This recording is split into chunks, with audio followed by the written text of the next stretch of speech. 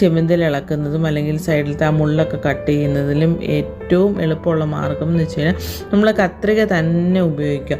അന്നേരം ഒരുപാട് കൈ മുറിയുന്നതിൽ നിന്ന് ഒഴിവാകും. കാരണം പിച്ചാത്തി ഉപയോഗിക്കുമ്പോൾ നമ്മൾ കത്തി ഉപയോഗിച്ചിട്ട് നല്ല മൂർച്ചയുള്ള കത്തിയൊക്കെ ഉപയോഗിച്ചിട്ട് നമ്മൾ മീൻ വെട്ടുന്ന സമയത്ത് വെള്ളറ ഒരു വിരലിൽ മാത്രമേ നമ്മൾ ഉപയോഗിക്കാറുള്ളൂ. അന്നേരം വളരെ പെട്ടെന്ന് കൈ മുറിയാൻ സാധ്യതയുണ്ട്.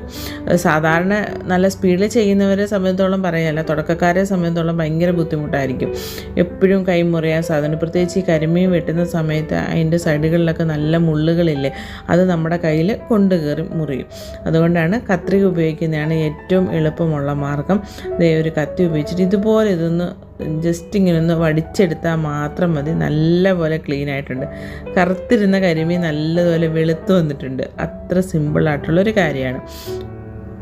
അങ്ങനെ നമ്മൾ ഈ 3 കരിമീൻ നല്ലതുപോലെ ക്ലീൻ ചെയ്ത് കൊണ്ടുവന്നിട്ടുണ്ട്. അതിൻ്റെ സൈഡിൽ പോലും ആ